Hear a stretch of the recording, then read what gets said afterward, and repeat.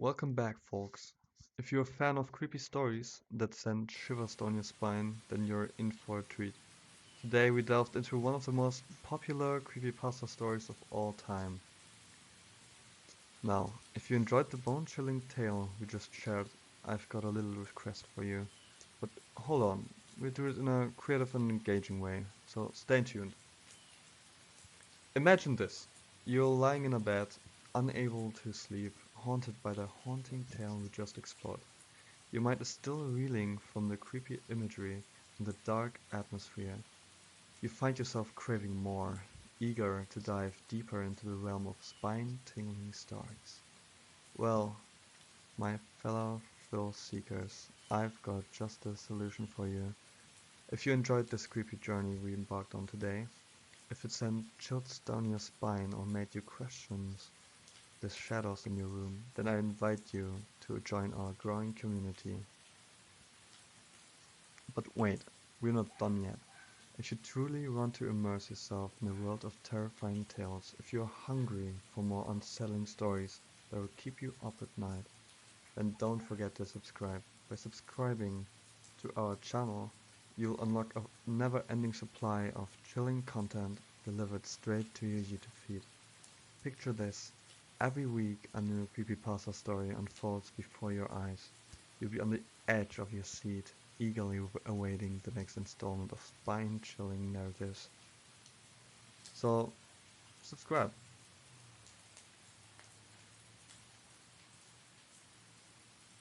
I'm not homeless. I have a home. I just don't own it. But it's mine, and I work to keep it. Every city has its fair share of abandoned buildings to squat in, but usually you gotta deal with either cops or shitty neighbors. The Annandale high-rise has neither. Police stay away, so do the locals. As a stranger from out of town, I stumbled across the place on my first night in the city, and thought it a little strange that a 28-story tower block had been left to rot. Every window black, every light in the courtyard smashed. No cars in the lot, no booth for our guard, not even barbed wire on the fence. Barely half a mile from a playground filled with shouting, drunken teenagers. But none of them strayed in the direction of Annandale. No fires, or music, or bottles hurling through the air. It was silent. Inside, I found that the lobby had been torn to shit. Double doors ripped open and left that way for what looked like years. Easy access for the curious, but it was the only one there. Most of the first story had collapsed, waterlogged ceiling tiles turned to mulch by shitty British weather. I know water is invasive, but it had practically fucking colonized the place. So bad, algae was growing up the walls. Even the elevator shaft was flooded, my own reflection looking bad at me as I peered through brackish water and caught a glimpse of the old, rusted carriage just a few feet below. I couldn't help but think about standing on top of it, waist high, and reaching down to pull open the emergency hatch. Only natural to wonder what was down there. Little metal box soaking in pitch black water for years and years. I thought about pressing the button, calling it up, and seeing the elevator rise in spite of all logic. An image I still think of from time to time. Meanwhile, the empty shaft loomed above, cables whistling in the wind, and I've learned not to linger by it. If you look up, you'll sometimes see something ducking out of the way, pulling its head through the doors before you get a good look. It finds it awfully funny, even tries to make a game out of it, like peekaboo. Play too much though, and it starts to pop up elsewhere. Any open door becomes an invitation. Send more than a few people running for their lives in the middle of the night. Bad news for them. That thing is more than free to leave this place. It's part of a game. If you ask about Annandale, most people just shrug or laugh. Kids will talk about it the same way they talk about any haunted house. Difference is, no one dares anyone to go up there. No one uses it to get pissed or high. No one sneaks into the basement to have a risky little fuck. No one hides their stashes there. That's all the hallmarks of your classic urban legend. Only people actually stay away. They laugh and joke and tell scary stories, but they treat the soil it's on like it houses a radioactive leak. And the council, I'm surprised they haven't knocked it down yet, but of everyone in the city, have the most to lose by talking about it. They built it in the mid-50s as government housing. Only a lot of the young mothers who moved in found their baby's health taking a turn for the worse. Started with newborns, babies that wouldn't wake after a peaceful night's sleep, the kind of deaths that got written off as either negligence or abuse. Screaming teenage girls hauled off to prison on the words of doctors who didn't give a shit.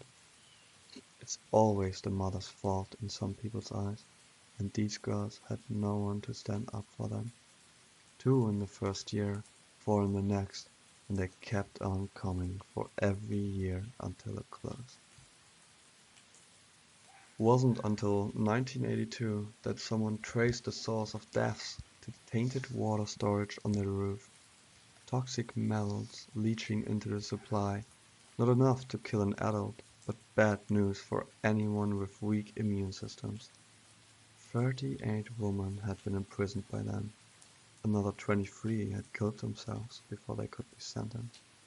And those are just the ones accounted for. Not all the deaths were from the water. Annandale has a way of being bad for any child's health, no matter the circumstance. More than a few toddlers starved to death as their parents rotted in a tub from an overdose. Even more lost when they found their parents' stash, little bodies wrecked with agonizing fits as their panicked mother screamed for help. One tripped down the elevator shaft because the doors opened as if the carriage was right there. And those are the ones who were found. Plenty more went missing, written off as runaways. In the end, Annandale's reputation as a cursed place got so bad, the only way out was to shut the whole thing down. Board it up, erase it from the records, pretend it never happened and just forget. But Annandale kept on killing even after the doors were officially shut. If anything, it only got nastier. Talked to one cop who told me he found a guy dead from sepsis on the 6th floor a couple of years after the place was shut down. No one could fucking believe it. They reckon this guy scratched himself on a nail and caught gangrene like it was the 80s.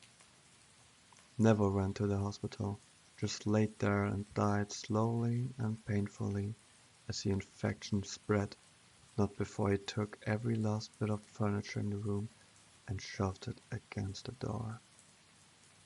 Strange enough on its own, but it was the flag he'd made out of his own clothes that Fred freaked everyone out. He'd crawled "help" on it, like he wanted to get someone's attention down below, even though the lock was on his side. He could have left any time he wanted. Cop I spoke to said he was there, and when they kicked the door down, still remembers the look in that man's eyes. He was glaring at the door 2 days after he'd passed. White-knuckled fists gripping a blanket that smelled sickly sweet from all that infection. There were others too, lots of people falling, many of them without a good reason. Got so bad they bricked the roof door, but by the time I arrived someone had cleared it all away with a sledgehammer. I still don't hang out up there. Not after I first ran up and saw pale fingers gripping the ledge like someone was hanging off it and holding on for dear life. I reckon a lot of people see something like that and think a person needs their help. They go rushing over to offer a hand, but when I saw it, something about those grimy nails set alarm bells off in my head. Fingers looked all wrong, so I took my coat off and used the broom handle to move it closer to the ledge. Sure enough, those ugly hands snatched at the coat and ripped it out of my hands, sending it hurling to the parking lot below. I thought about it, taking a closer look from time to time, but I got a thing about heights and could never bring myself to investigate it much further. There were others too, lots of people falling, many of them without a good reason. Got so bad they bricked the roof door, but by the time I arrived someone had cleared it all away with a sledgehammer. I still don't hang out up there, not after I first ran up and saw pale fingers gripping the ledge like someone was hanging off it and holding on for dear life. I reckon a lot of people see something like that and think a person needs their help. They go rushing over to offer a hand, but when I saw it, something about those grimy nails set alarm bells off in my head. Fingers looked all wrong, so I took my coat off and used the broom handle to move it closer to the ledge. Sure enough, those ugly hands snatched at the coat and ripped it out of my hands, sending it hurling to the parking lot below. I thought about it, taking a closer look from time to time, but I got a thing about heights and could never bring myself to investigate it much further. You'd think I'd leave, but it's my home. I own it as much as it owns me. People even refer to me as the caretaker now, like they forgot I wasn't always here. Police treat me the same. Can you believe that? Any reports of a break-in and they call me on my number to go take a look, like I'm some sort of official. Only other guy who was here as long as me was the philosopher. I don't know his name, just call him that because of the books he left behind. He came here back when the block was still just a place to live, and he stuck around for a few years after its closure. Lots of notebooks in his flat, thousands of pages talking about child sacrifice made to gods who don't like being named, along with pictures of strange things frozen in ice and medical photos that look fake. At first, I thought he came to document the curse. He has dozens of books just recording all the strange things he saw, like birds with too many wings or milk that turned to clotted blood in the bottle. But after going through everything he owned, I found letters to a wife who's died in childbirth. He kept her death certificate way at the back of an old-looking box filled with the letters he'd kept writing her long after the date. Another box, just a row over, had the letter she'd written back. Awful things scrawled on random scraps, shit and blood for ink. He dated them himself, and sometimes wrote notes about how they came to him.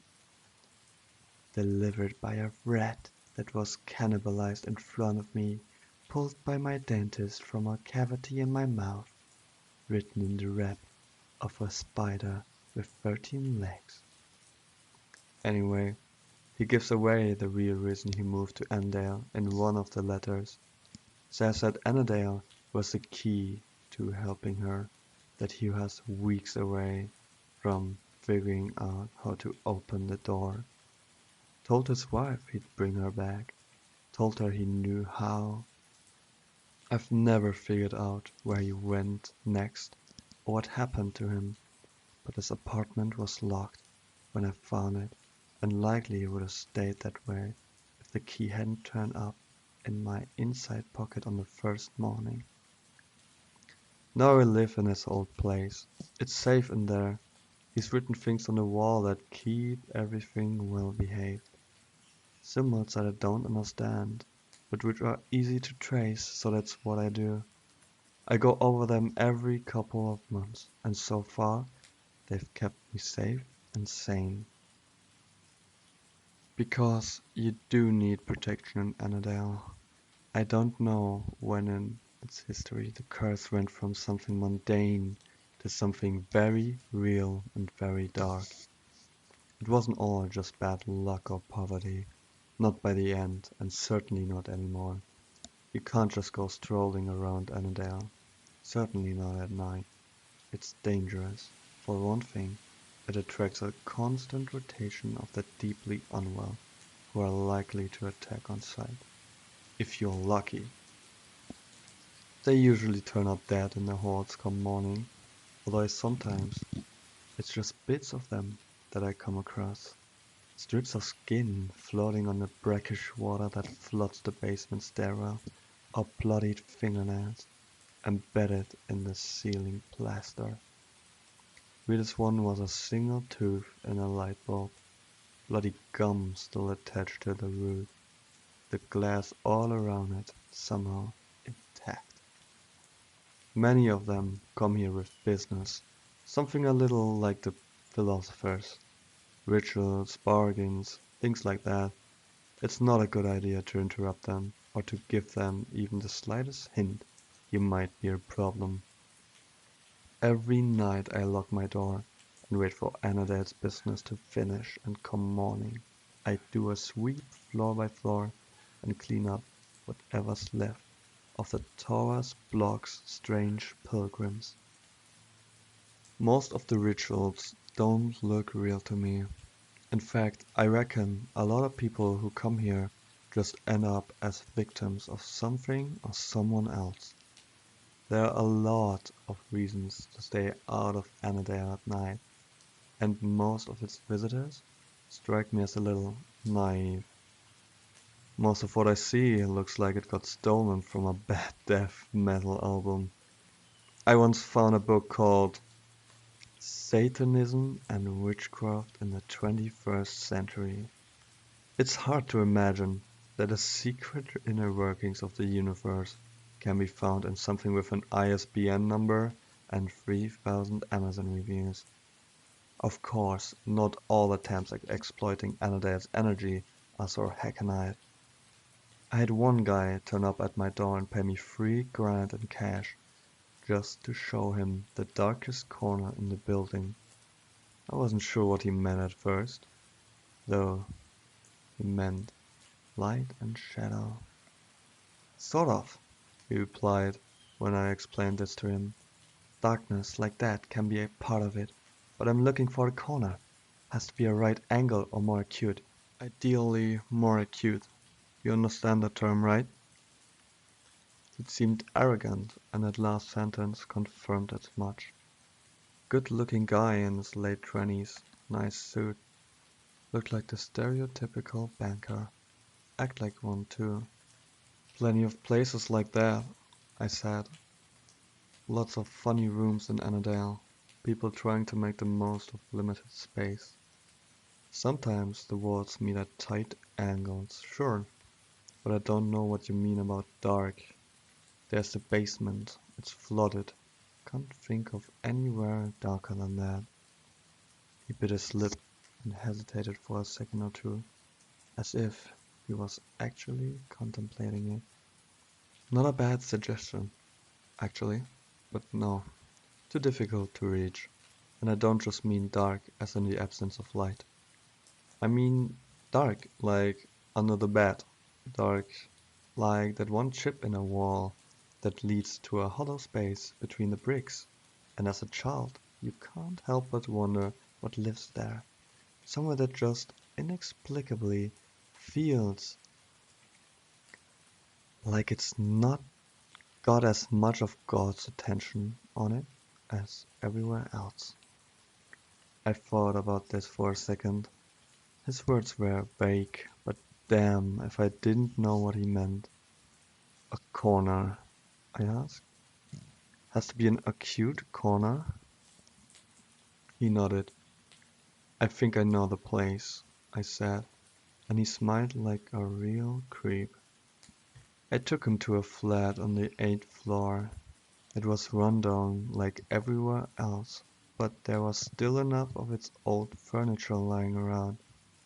You can pull open random drawers in there and still see the cutlery people once used.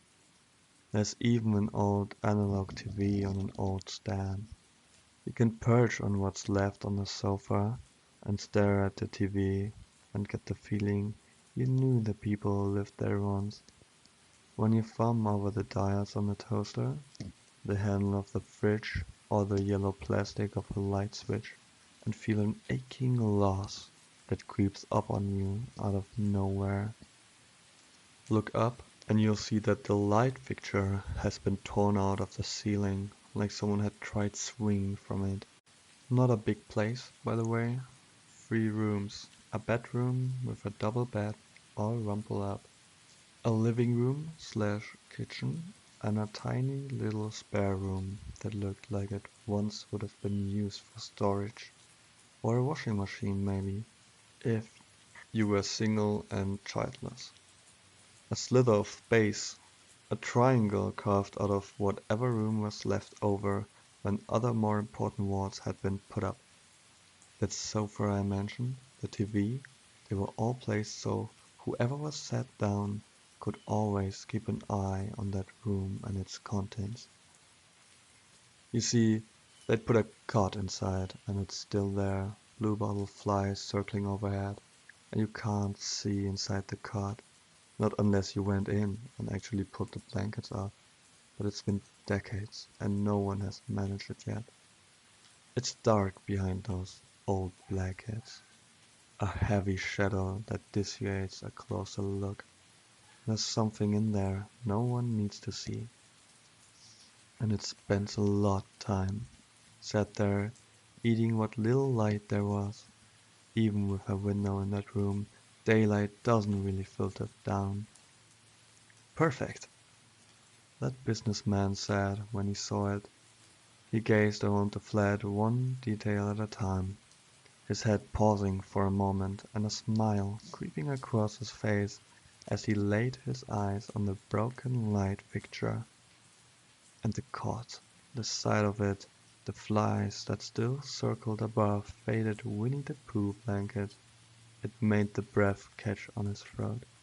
"Oh, this is good," he told me. "Dark like under the bed. You've earned that money. I could have had a dozen men sweep this place and they wouldn't have understood the brief as well as you have." "Thank you," I replied, even if it wasn't really how I felt. Quietly, the man sat down and began to unpack his leather satchel. No pentagrams to be found, although he did unpack 7 strange-looking candles. He caught me looking at them and smiled. "Homemade," he said, "each one shaped by my hands. I'm not a good artist, but it's the effort that counts. Took forever to rent the wax. Of course, that was the easy part. The hard part was getting the fat to make it. Did you know there can be a surprisingly high level of security around a hospital's medical waste department?" "I didn't," I replied, as he took out some flimsy bits of wood and a few small nails. He also carefully began to nail the splinters of wood together into what looked like random shapes. "Oh well," he sighed after a few quiet moments, his fingers nimbly gripping the tiny hammer as he tapped away. Already he'd put together at least 6 of the strange little wooden polygons, and with each new one I felt a strange sensation. "Would you like to stay and watch?" he asked. "Absolutely not," I answered. He stopped tapping and smiled once more. "Oh, you're clever," he said. "That's the correct answer, by the way, and if I'm going to respect it, I should inform you that now is the safest time to leave." I made my way to the exit just as he lit the first candles. but not before I looked towards the cot one last time. I was surprised to see a hollow blackness that extended beyond the doorway, like a curtain had been draped across it, only there was a depth to it that drew the eye. The businessman paid it no attention, but after a few more seconds he eventually looked up at me expectantly. "Can I ask what it is you want?" I said. "Everyone who comes here, I don't get the sense it ever works out for them." "I'm looking for a new kind of afterlife," he replied. "Do you need one?" "We all need one," he said with a wild chuckle. "But only those of us willing to take a few risks will get a better deal. Everyone else," he grimaced. "It's worth the bother. But look who I'm speaking to." He looked to the darkness that enveloped the doorway. Shapes could be seen floating past. "You should leave now," he said. I pulled the door shut and, noticing that the sun was rapidly setting, ran to my apartment where I knew the walls would keep me safe. When I returned the next day, the man's satchel was right there. It propped against one arm of the sofa. The candles had burned down to the very end of the wicks, and left a lingering smell that's still there all these years later. And of the man himself, well, in the room with the cot, which still has bluebottle flies orbiting overhead, there's now a shadow burned into the wall. It's blurry and diffuse, but vaguely recognizable as a man on his knees, his head pressed to the floor in a gesture of supplication. I've known it to occasionally move, to turn its head and look towards me, at which point my temples drop, my ears pop, and a darkness begins to encroach upon the edges of my vision. I never exactly considered that flat to be Disneyland before, but now I avoid it like the plague. Still, it could be worse. Not every ritual ends so cleanly, and at times I've had to personally intervene. Sometimes I hate bitterly. People want to go poking around in the universe on a carriage. That's their business. It's one thing if I've got to sweep what's left of them up afterwards, but at least there's a one and done job. Sometimes it isn't so clean. One guy turned up and told me he'd be a new resident, my neighbor, and we'd get to know each other. A bumbling old man with an upper-class accent and the look of a professor who was down on his luck. He sat up in the room next to mine. No matter how little I spoke to him, he never really got the hint and kept trying to act like a good friend. Few times I did initiate conversation. It was to tell him the place he'd chosen didn't have much in the way of protection. He pointed to some funny little rashes and told me they were his protection. Over the next few weeks I'd bump into him from time to time, always on his hands and knees, scraping some dank corner or moldy pile of bumpy growths. He collected fungi, told me on the first day, and I'd often see him wiping his samples onto petri dishes that he whispered quiet words to whenever he thought I wasn't around. I don't think he was sane, but he probably wasn't completely barmy because he lived long enough to get a sense of Annadale and only come out in the day. Meanwhile, his apartment filled up with a growing collection of chittering terrariums and pickle jars, their specimens hidden by murky fluids. All over he planted and cultivated strange mushrooms and molds, encouraged them to soak up the darkness of Annandale and set them to grow in the right conditions he'd cultivated. Towards the end, his living room had mushrooms growing out the walls, plaster crumbling beneath microbial armies until there was only concrete and rebar, and even then mold continued to grow and thrive. A few times I peered in and found him feeding meat to the frilly growths that exploded out of the old furniture. During this time the cinders on our shared wall would often grow hot, and I found myself having to replace them on a nearly daily basis as he tinkered away on the other side. I asked him once or twice to tone it down. "This is important work," he growled, an unseen darkness creeping into his voice. "I'm not some ditzy crackhead trying to summon the Baphomet. I'm not looking to get high. This is science, progress. That is what I'm working towards." "Yeah? Well, your progress is trying to eat its way into my flat. Can you ask it to stop?" He stopped, frozen mid-gesture, like I'd said something either profoundly stupid or insightful, or likely a bit of both. He looked at the rashes on his arms that had, by now, started to sprout some of their own strange fluid. When he finally spoke again it was sly, like a lecherous old man propositioning a nurse. "This fungi," he said. "They had samples of it in the university for 30 years. Can you imagine? They never even realized what they had until I found it and unlocked its potential. Now, I finally found the source and I can do things no one else thought possible. This entire time my thesis had depended upon the idea that the fungus has a capacity for information processing way beyond anything we've considered before. And your idea is a good one, you know? Asking it just might be an option." He scuttled off without another word.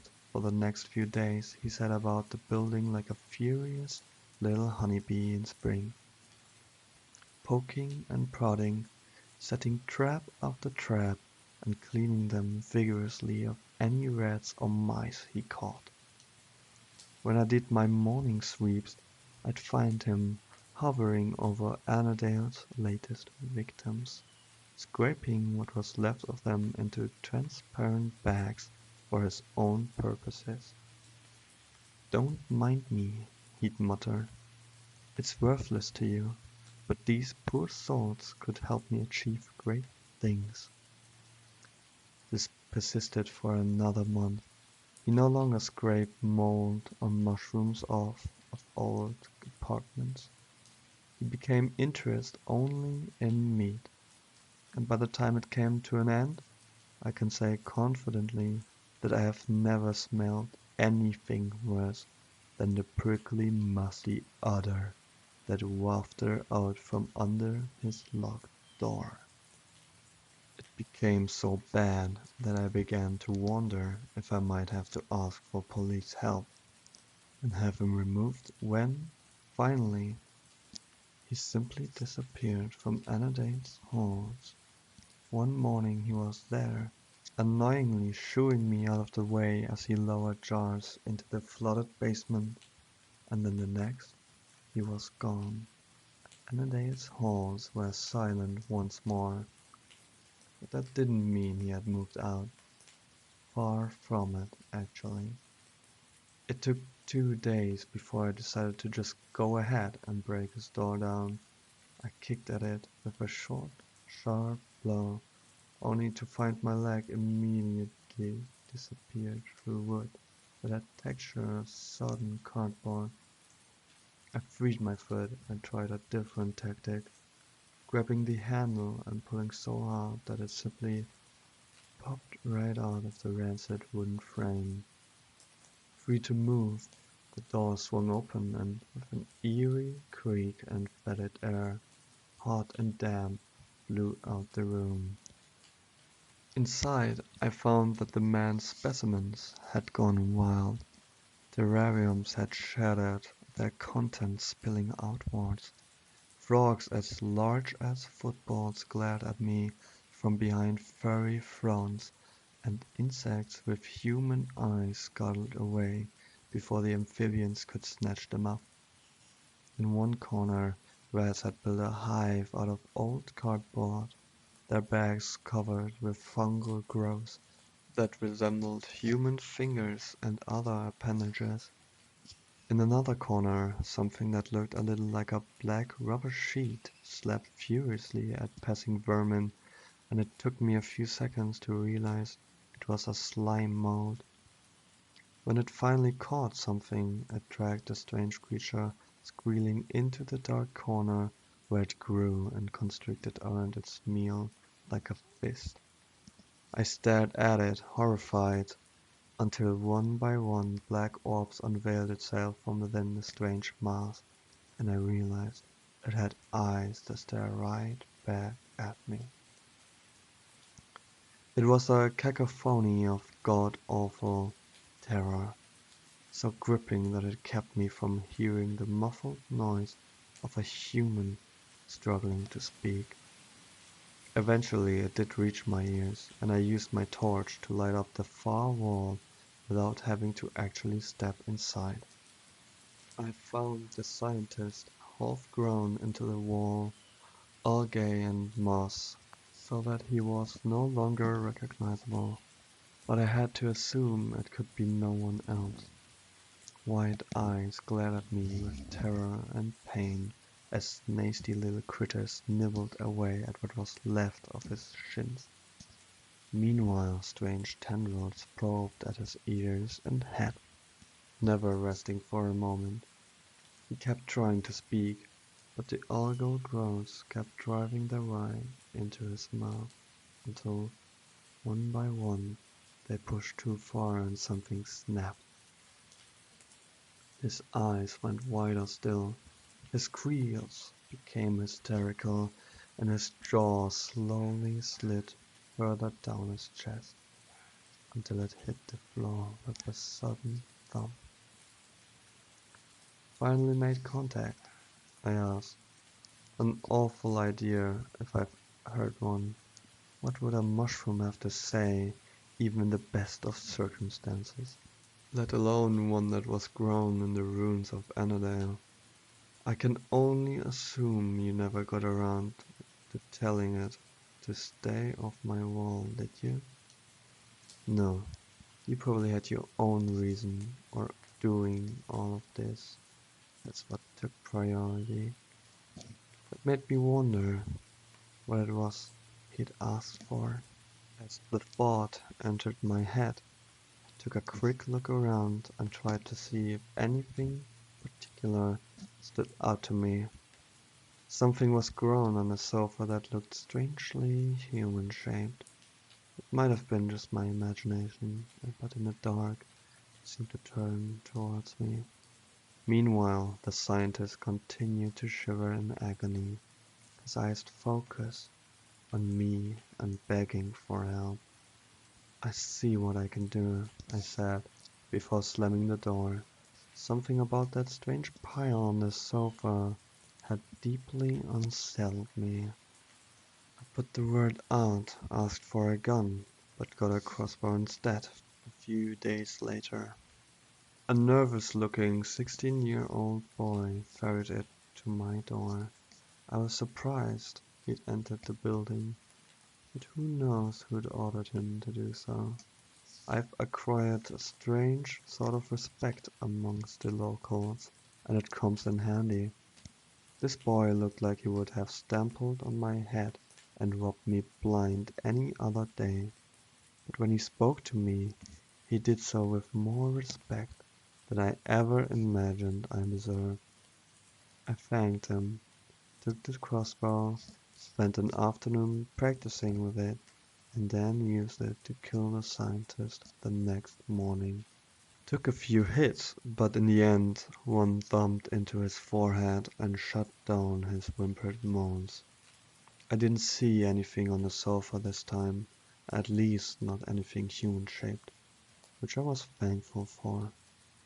After that it was a simple case of calling the police and beginning a long chain of events that ended with half a dozen men in hazmat suits spraying the room with noxious chemicals.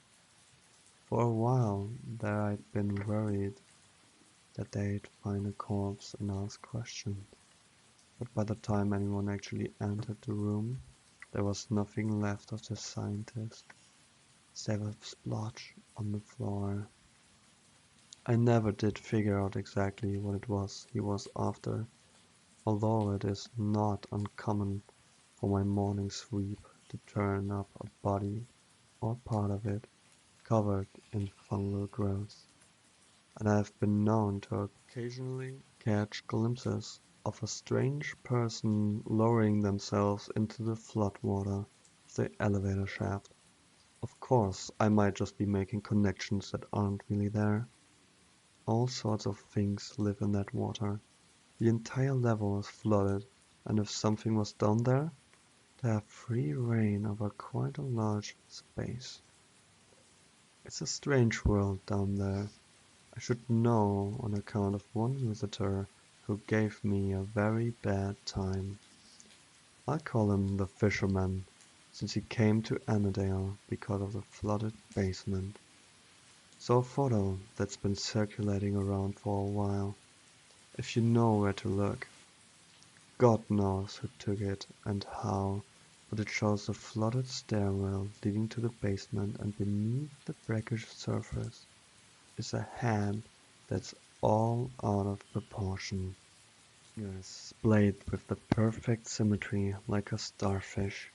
It is reaching up out of the depths and resting gently on the third step below the water. When I first met him, he was sitting happily with his feet over the edge of the flooded shaft, water up to his knees, with a rod and line set up beside him. It was quite a surprise at first, seeing him there with a little fly fishing hat, a chubby but healthy-looking man in his forties, with an egg mayo sandwich in one hand and a phone playing Candy Crush in the other. I called out to him as I approached because, in my experience, startling someone in Annandale is bad for your health, no matter how sane the visitor appears. He looked up when I caught his attention and smiled amiably. "Hello," he waved with his sandwich. "You're the caretaker?" "Yes, I am," I answered. "And you are?" "Just a tourist," he smiled. "Care to join me?" The sun had risen only moments ago. "You weren't here when it was dark, were you?" I asked, more than a little suspicious. "Oh no, you've only just called me. Been here barely 10 minutes before you showed up. I was told you'd be willing to help in exchange for a small fee." "What sort of help?" I asked. "Oh, just give me a nudge if any of the lines start moving," he said, while pointing to the rod he'd set up beside the basement stairs. The door was propped open and the line led down into the darkness below, water gently lapping just out of sight. Another line had been set up in a corner of the lobby where the floor had been torn away, revealing a hole straight down into the basement. I can't keep an eye on them all at once, you see. I have belts ready, but, well, two heads are better than one. "What is it exactly you're hoping to catch down there?" I asked. "Are you familiar with the primordial ocean?" he said. "The abyssal waters that got split into light and dark, all that? It's not a physical location, per se, but it does connect a certain bodies of water depending on the time and place." Last recorded manifestation was in a glass of old whiskey underneath a forgotten bar in Mexico City. Some poor fellow knocked it over and didn't notice until the following day when half the bar was suddenly underwater, quickly rectified by some of the things swimming in that water were something else, and all from at the bottom of a glass no wider than my wrist. "Imagine what we can do with this," he said while gesturing a water by his feet. "You think there could be fish alive down there?" I asked. "At least," he replied, "I'd be willing to pay for any reliable information, of course.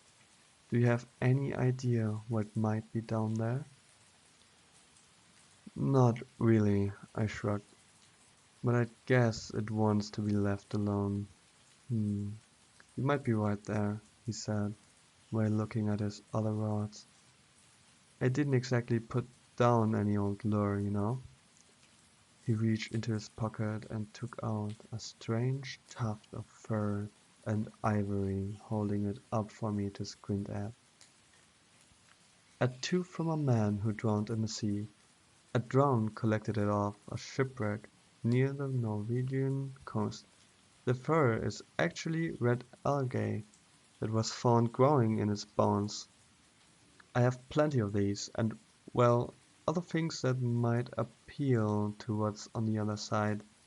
My research was thorough and expensive. Come on, take a seat. Flat fee, 1,000. Just sit here until the sun starts to set." "I just have to sit?" I asked. "And let me know if you hear or see anything." I groaned and sat beside him, folding my legs instead of letting them dangle in the water below. Despite my reticence, we stayed like that for several hours. He'd brought lots of food, good homemade stuff, along with plenty of cold beer. We sat there and spoke very little, but we did eat and drink a tremendous amount. Not the kind of thing I do normally, but I was being paid to be there. I didn't really have anywhere else to be. It was, all in told, a very pleasant afternoon. Until I fell asleep. When I awoke, it was with a terrible gasp. My chest was tight, like something had been sitting on it, and judging from the terrible giggling and scampering feet I heard running off into the darkness, it might have not have been just a feeling. Already panic was setting in as my eyes darted to the open doors and saw that the moon was out and had been for hours. I fumbled for my torch, and turning it on, saw there was no sign of the fisherman. All his stuff had been left behind, yet all that remained of him was his hat that still floated on the water. Even as I watched, a smooth glistening shape curled beneath the water, blocked it off the surface. I recoiled and crawled away from it as fast as I could. This was bad.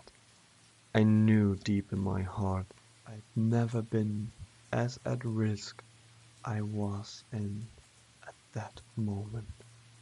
The open doors that led outside were tempting, but just beside them were the stairs that led downwards, and I swore I could hear something approaching.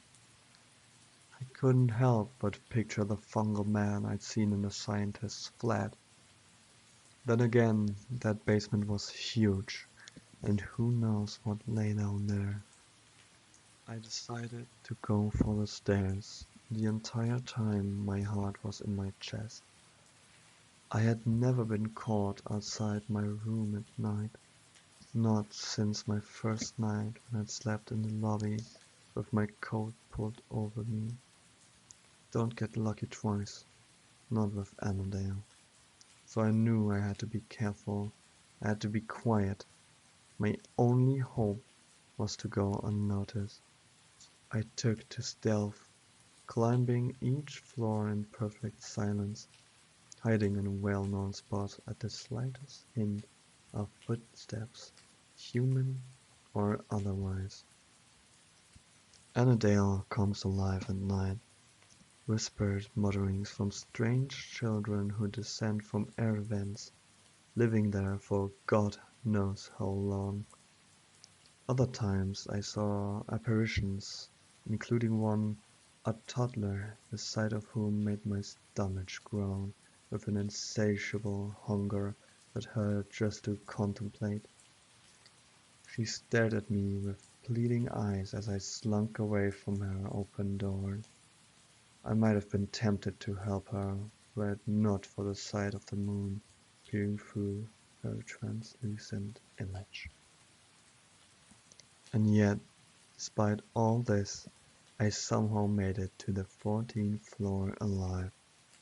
Only it was there, right at the final hurdle, so close to safety, that I came across something out of my worst nightmare. A woman stood outside my apartment door, silent, pale, dirt-covered fingernails. It was all too often I'd open my door and find muddy impressions on the floor made by a woman's bare feet. Now I knew who left them every night. I couldn't see her face from here where I hid, but something about her seemed profoundly familiar. When she finally turned towards me, I remembered. I recognized her, even though most of her face was missing. It was the philosopher's wife. He had succeeded, it seemed, but I couldn't imagine at what god-awful price, because the woman who stared at me had clearly weathered some years in the grave. It was only the poor lighting and her long hair that had covered up just how bad a state she was in. A lipless grin stared back at me below sunken cheekbones and hollow eye sockets, and yet I couldn't tell that in another life she had been beautiful, which only made the sight all the more gut-wrenching. "My darling," she whispered, and there was something about her voice that I found hard to stay sane in the face of. I don't know why. Over a decade in that place, and I'd borne witness to living nightmares, but it was this walking corpse that pushed me to my limits. The inescapable feeling of loss weighed me down, and without realizing it, I found myself taking steps towards her, even as my knees buckled. By the time I reached her, I was crawling until I could clutch her grimy, icy leg, and that was the last thing I remember before I woke up in my bed the following morning. Everything seemed normal, so completely mundane that I could have written the whole thing off as a bad nightmare. But there were footprints leading from my bed to the door, and later on I found the fisherman's things much as he left them, although when I finally reeled his line in, I found the lures gone and replaced with bits and pieces of the man who'd first set them up. I threw it all into the water below and decided it would be best to forget him. Every now and again, of course, I can't help but check my peephole at night. I never did before that, but now I do. I see her every single time. She looks so sad. Hurts me to think of her out there. It ought to be terrifying, but it's more like someone's ripped out my stomach and heart and let all my insides fall off the bottom. Each time I see her, I wonder, What exactly was it he did to her to bring her back? He leaves only one hint, a final letter, I think. It's not like he dated them. In it, he says he would give everything to have her in his arms once more. Not only his life, but everything he's already lived. Every sunset, every good dream, every nightmare, every victory, every loss, every little memory that makes him who he is. He'd give it all just to save her. Sometimes I wonder about him, figuring we'd probably be about the same age. I'd like to think back and imagine what it would have been like for the two of us to meet as young men. But for some reason, whenever I try to remember what my life was like before I came to the city, before I woke up with that cold pulled over me, well, I don't know. It's just hard, that's all. It's almost like there's nothing there, like something reached in and took all the years away. I guess it's just one of those things I'm better off not dwelling on. Thank you for joining us on this thrilling adventure today. If you have any suggestions for future creepy stories or topics you'd like us to explore, drop them in the comments below. Until next time.